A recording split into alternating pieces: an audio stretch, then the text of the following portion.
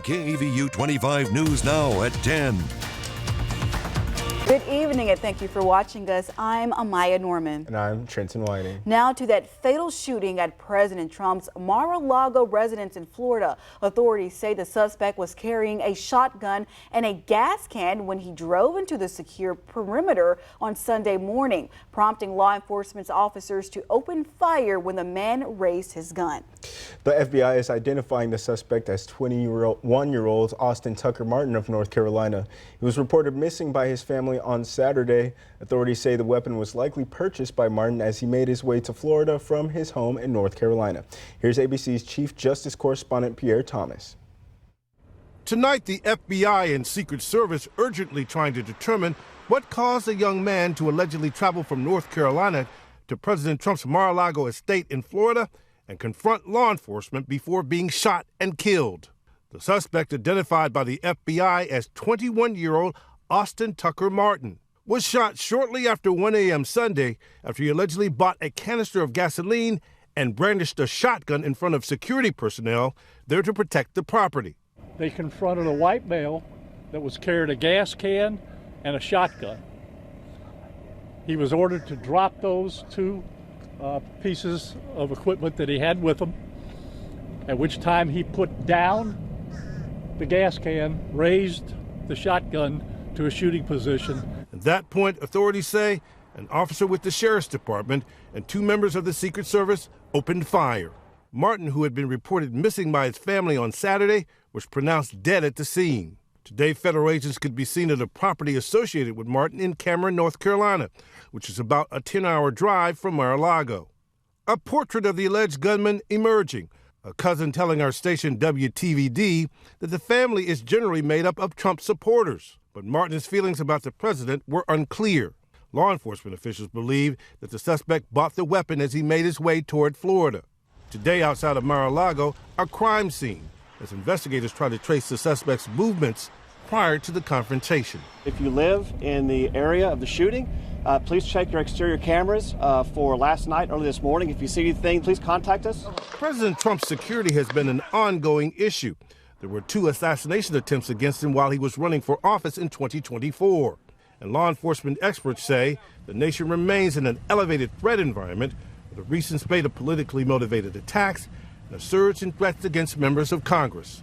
Just last week, police arrested a man they say was racing towards the Capitol with a shotgun, who allegedly claimed he wanted to talk to members of Congress. President Trump was in no danger. He was here in Washington all weekend, but sources described this as a serious incident coming just as law enforcement here in Washington are prepping security for the State of the Union. Pierre Thomas, ABC News, Washington. A major snowstorm is underway Sunday, blanketing parts of the mid-Atlantic and Northeast. In some areas, strong winds are creating blizzard-like conditions. Forecasters say the storm is dumping heavy, wet snow, often called heart attack snow, because it's much heavier than typical snowfall. Doctors warn this type of snow is especially dangerous to shovel and can strain the heart. The added weight can also bring down trees and power lines and even cause roof collapses. Medical experts say shoveling snow can spike heart rate and blood pressure, and cold temperatures add extra stress. Each year, dozens of people nationwide die while shoveling snow. Now, it was a bit chilly this morning, though not as cold as they are seeing. Yeah, and definitely no snow, which is a good thing. No, that's a good thing. So let's go to Jacob Lozano with the first look at our forecast. Jacob. Yes, thankfully we're not seeing any snow or very, very cold temperatures, but we are starting to drop our temperatures down here to 48 degrees. And it's a perfect ingredient where we're starting to see some 30-degree temperatures. Dew points at 27 degrees. The winds are a little bit lighter out of the north at about 8 miles per hour, and it's clear outside thanks to high pressure that is continuing to sit up in North Texas, still allowing for that northerly breeze to pick up here for us. That's going to help drop our temperatures back into the mid-30s here for us. It's been a while since we've seen that number, but that's what we're going to be waking up to. But do notice there's some areas that you can see right here on the lighter side. Those are some pockets of possibly isolated freezing. So there is potential within the low-lying valleys where there isn't much wind that they could see some of that sinking cold air kind of get trapped down there. So we're keeping it right around isolated for some freezing potential, but it's really going to be a quick freeze. It'll be from around 6 a.m. to 7 a.m. that we would likely see that. But overall, it's going to be quite chilly. You're going to need the jacket in the morning, but we are in a pretty decent warming trend for this week. I'll share what that means coming up. Amaya? Thank you, Jacob. A woman seeking justice after bullets were shot into her home faces roadblocks after meeting with Victoria County officials. As I spoke with this woman from Victoria County near Bloomington, who says she's been trying to get authorities to look into her former neighbor who she says owned the gun. It came from this direction over here. Mary Elva Sierra and her daughter Gabriella are still seeking justice after a stray bullet nearly struck Gabriella 2 years ago. I dropped down like this, which was a mistake because it could have still came back this way. After speaking with countless deputies, the Sierras finally learned from an investigator. The bullets found matched the neighbor's gun. He even wrote on the back of his card, he put Miss Sierra, the bullet matched the gun. All this time, I'm waiting for the results. That night, my daughter, I would have had a funeral. With this new information, Mary and Gabriella met with the district attorney's office before running into another roadblock. She turned around and tell me that, well, because there was two guys there and you pointed out the other one, yet the gun belonged to the other guy, you don't have a case. How much more do they want? I literally have to get shot in my home for them to do something. Mary says this isn't new for that neighbor, telling me about an incident a few months prior when they may have shot holes into a road sign nearby. They're constantly shooting, so I usually will look over the fence to make sure they're not coming this way. Mary says her daughter's mental health has suffered ever since. It put her through a lot of depression and anxiety. She had just gotten her pastor license the week before, and I really feel that God intervened because that bullet was meant for her. Mary has looked into seeking private counsel to find ways to force a prosecution attempt. The DA's office is closed over the weekend, but will be seeking comment once the office reopens tomorrow. Well, gas prices rose by 6 cents over the past 2 weeks. The national average price for regular gas now sits at $3.02 per gallon. That's 16 cents less than what the price was 1 year ago. According to the survey, larger price hikes are in store unless there is a drop in demand for petroleum, which in turn punctures oil prices. Potential attacks on Iran by the U.S. could also impact oil prices. Here's a look at how many people voted early today. 102 people voted in person and 0 mail-in ballots were received. And if you haven't voted yet, there's still time. Early voting for the March 3rd primary runs through Friday, February 27th, with Election Day on Tuesday, March 3rd. Polls are open from 7 a.m. to 7 p.m. this Saturday and 7 a.m. to 3 p.m. this Sunday and 7 a.m. to 7 p.m. Monday through Friday next week. Now, early voting takes place at the Dr. Patty Dodson Public Health Center located at 2805 North Navarro. The Victoria Livestock Show is marking a major milestone this year, celebrating its 80th year as events continue throughout this week. Crowds are already filling the grounds with carnival rides and games, drawing families from across the area. Thursday is expected to be a big day with several livestock competitions kicking off and continuing through Saturday. Organizers say plans are also underway to complete additions to the community center with hopes the upgrades will be finished in time for next year's livestock show. Yeah, I need to go visit. That looked like fun. Absolutely. The Victoria County Commissioner Court meets tomorrow at 10 a.m. in the morning at the county courthouse. On the agenda, the court will consider a resolution to allow the sheriff office to apply for a sheriff immigration enforcement grant program. They also plan on paying the city of over $330,000 for fire and rescue services. Commissioner Court meetings are located at 115 North Bridge Street in room 241. And for more local news, content, weather, and sports, come to our website at crossroadstoday.com. And if you see news happening, go ahead and let us know. Call the number on your screen to contact our newsroom or email us your tips at staff@crossroadstoday.com. Violence erupts across Mexico after a high-profile military operation. Now U.S. officials are urging Americans to take precaution. Details next. And it was a bit of a chilly start here for us in the morning, but we did get up into the mid-60s, which turned out to be quite a nice day, though the wind was picking up there just a little bit, but it could have been worse. 90 degrees back in 1927. We're in a bit of a warming trend for this week. I'll explain how hot it's going to get coming up.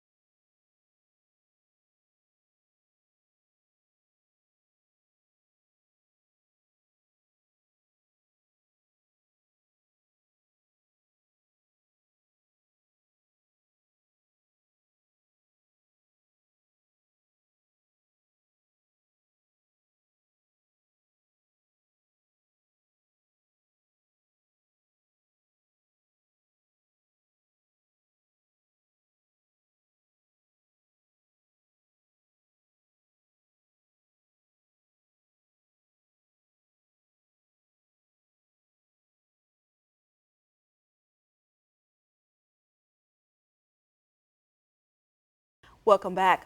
Mexico's most powerful drug leader was killed during a military operation. Mexican officials say criminal groups burned cars and trucks to block roads across the country. The State Department is warning Americans to shelter in place. ABC's Melissa Adon is near the border tonight. Explosions erupting across Puerto Vallarta tonight. Black smoke seen rising over the resort city on Mexico's Pacific coast. Mexico's military forces launching a daring operation to capture cartel leader Ruben N., known as El Mencho. Multiple cars on fire in the streets. Mexican officials say during their operation, military personnel were attacked. Several cartel members were killed, including El Mencho, the head of the new generation Jalisco cartel, who died while airlifted to a hospital in Mexico City. Mexican authorities say the United States provided complimentary information for their operation. A U.S. defense official telling ABC News Northcom provided information for the raid. The violence forcing the Puerto Vallarta airport to suspend all flights. This stranding many U.S. citizens trying to get home. Yeah, I mean, at first we were like, what's going on? And then, then you find out, hopefully they lift the ban and we're able to go out. Border cities like Tijuana are now reporting criminal activity. The State Department telling U.S. citizens in impacted areas in Mexico to shelter in place. Melissa Adon, ABC News, Nogales, Arizona. As the U.S. ramps up its military buildup near Iran with threats of strikes over Iran's nuclear program, Iran's president says Tehran is not giving in. During a tribute to the country's Paralympics team, Pezeshkian said Iran will not, quote, bow our heads. All this comes as protesters are back on the streets of Iran, weeks after Tehran suppressed the largest anti-regime rallies in years. The protests coincide with the end of a traditional mourning period after thousands of protesters were killed last month, according to U.S.-based human rights activist news agency. A judge is keeping two teenagers behind bars tonight as prosecutors lay out new details in a violent crime spree that left two people dead across Chicago. Here are the details. Two teenagers now facing multiple felony first-degree murder charges as well as felony vehicular hijacking and gun charges. Prosecutors accusing Marquise Lee and Marshawn Sanders of shooting and killing 22-year-old Darwin Tirado in Lakeview on the morning of February 11th. The suspects allegedly stole Tirado's vehicle and used it in another deadly carjacking about an hour later in Bronzeville, where another man was found dead near Lake Park Avenue. Prosecutors allege that the two teenagers were seen on surveillance cameras across the city, leading up to multiple carjackings on that morning. Today, a judge ruling that both are a danger to the community, ordering the teenagers to remain in jail until trial. From the Layton Criminal Courthouse, Mayor Kawash, ABC 7 Eyewitness News. The Transportation Security Administration says its pre-check program is still running for now. This comes after reports that the Department of Homeland Security might pause some fast airport screening programs because of money problems. A TSA spokesperson said the agency will watch staffing levels and make changes if needed. TSA did not say what will happen with the global entry program. Earlier reports said the changes could have started Sunday morning.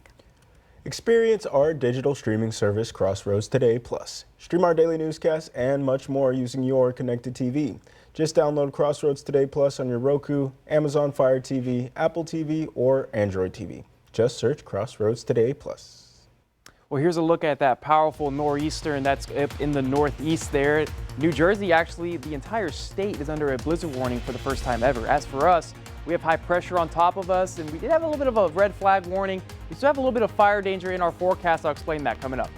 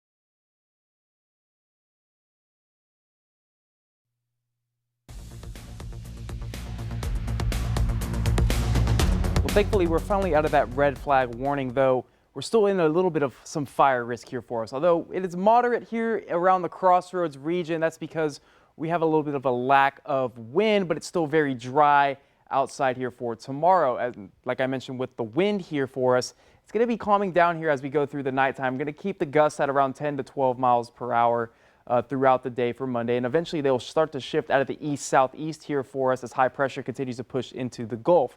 Now, the thing is, there's some pressure gradient force going on. So there's high pressure, a strong high pressure, and a strong low pressure, and the pressures in between rapidly increase or decrease, and because of that tightness, that's how we get our strong wind gusts here. And that's what we're going to see here for Tuesday, as a return of a southerly moisture is going to pick up here, and we can see 24 to 30 mile per hour gust winds here as we go from Tuesday into Wednesday, and that's going to enhance our fire risk once again here for us in the Crossroads. We're looking more up to DeWitt County, Lavaca County, down to Jackson County. Victoria County is included in that, and so is Refugio, and everywhere along the coastline. So we want to just limit the fire activity for this week because it's going to be off and on with the gusty winds, as well as another dry front that's going to push down south here for us. But let me talk about this real quick. Temperature-wise, are going to be steadily increasing here for us. So Tuesday, we're looking at 73 here for the high. Winds are still shifting out of the south-southeast here. We'll start to wake up Wednesday into the 60s and upper 50s around the region. And this is going to be one of our warmer days here as we see 83 in Victoria, 85 in Cuero, 88 down in Beeville. We're starting to brush the 90-degree numbers. You can see some darker shades of red. Yes, that's 90 degrees starting to slowly creep up there from Laredo to make its way over across 37 here. But thankfully, we get to Thursday, and we're going to be watching for a possible frontal system that's going to help bring back the drier conditions. Be a bit warm in the morning, but there's that frontal system here that I was talking about here for Thursday at 10 p.m. So we'll avoid the 90 degrees, thankfully, as we close out the month of February. But this cold front's really not going to do too much here for us. It's just going to bring back a northerly dry wind and keep our temperatures in the low 80s to upper 70s. So not much of a pattern change. We're going to start to continue to increase our temperatures here, especially as we head to the weekend. But overall, tomorrow morning is going to be quite chilly. Definitely going to want that jacket for the morning. The winds will eventually shift out of the east, but overall temperatures will be quite nice. Look at that, 66 degrees for 3 p.m. I'm going to call it a great day to be outdoors, especially if you want to go check out the carnival. Highly encourage it. It won't be as windy as it was today. We're going to be seeing similar conditions as well, and we're going to be watching right here, right around Cuero, to see temperatures. They're going to drop down right around the freezing area there, but 66 degrees for the high, as well as Port Lavaca going to be on the warmer side, as well as those northeasterly winds at about 8 miles per hour in sunny skies. But overall, I mentioned it's going to be breezy, it's going to be warm. That's going to be our pattern. There's the frontal system that moves in Thursday, and notice doesn't really change our temperatures, but keeps us a northerly wind, which will kind of bring down the humidity, thankfully. Now, don't forget to scan the QR code for more news, weather, and sports. And speaking of sports, we got Ray. Thank you, Jacob. Postseason hoops in the Crossroads is heating up with a big local showdown featuring several Crossroads teams. See the previews coming up in sports.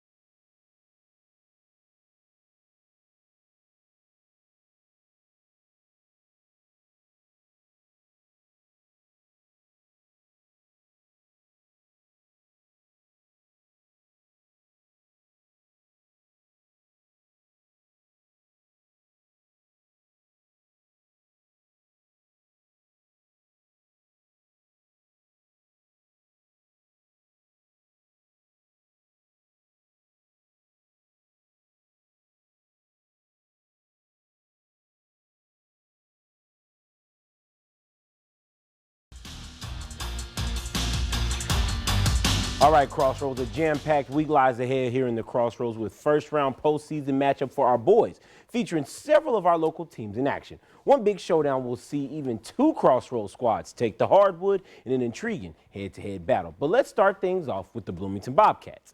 The Bobcats closed out their regular season on a 2-game winning streak, finishing third in their district. They capped things off in their senior night win over Flatonia. Final score 50-38. Now the Bobcats set their sights on Thorndale, where the two will square off tomorrow in Giddings High School with tip-off scheduled for 6 p.m. Now make sure you head over to our Crossroads Today website to see the full story when Max broke it down and hear from the Gardner brothers and Amari and Aiden on their preparation. I'll also be in attendance for the game, so be sure to tune in for highlights and results tomorrow on 25 News Now at 10 p.m.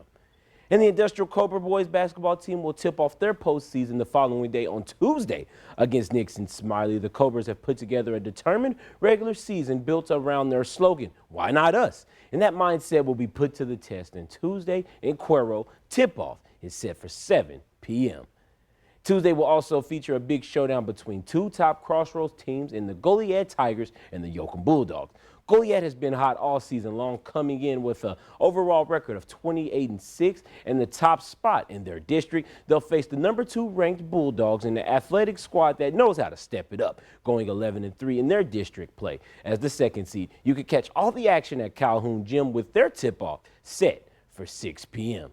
And speaking of Goliad athletics, we'd like to send a big congratulations to the Tigers baseball program. As baseball season gets underway, Goliad wrapped up their Sitting Invitational performance with a win, taking the final game against Alice, and that victory moves the Tigers to 3-2 overall. And this early success makes for a promising start of what should be a fun season.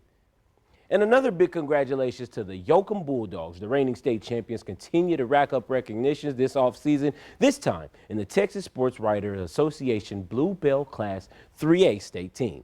Xavier Barnett was named Defensive Player of the Year, and there you see Coach Bo Robson as he was Coach of the Year. He also, Barnett also earned Defensive Lineman spot. And Oliver Ortiz was selected first-team offensive tackle. There you see Kobe Gensry. He was named first-team linebacker. Kanan Jacobs was second-team center. And Jason Morales earned second-team all-purpose player and kick returner. The Lady Longhorns made a statement, destroying Mississippi State, final score 92-42. Texas never took their foot off the gas, shooting 50% from 3 as a team, led by Madison Booker with 23 points, and right behind her was Jordan Lee, who finished with 17. The number 4 ranked Longhorns will take on the number 24 Georgia on Thursday. But that does it for your sports. Amaya and Trenton. Thank you, Ray. After the break, we'll be back with more weather.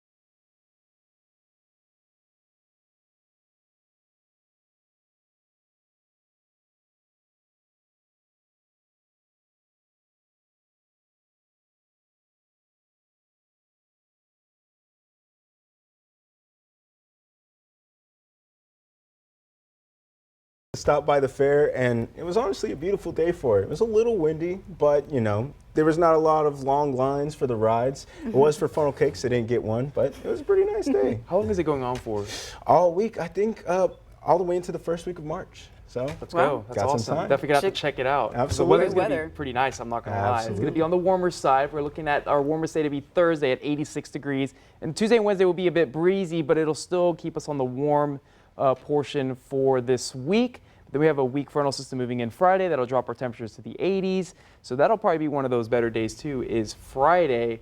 And then we'll continue with the sunny skies. So overall, no rain. It's not going to be freezing cold other than tomorrow morning. It'll be quite chilly. And as well, Monday, 67 degrees. Yes. But thank you for joining us. Remember to subscribe to our YouTube channel, Crossroads Today, and join Carolina Strain and Parker Cox for 25 News Now Sunrise.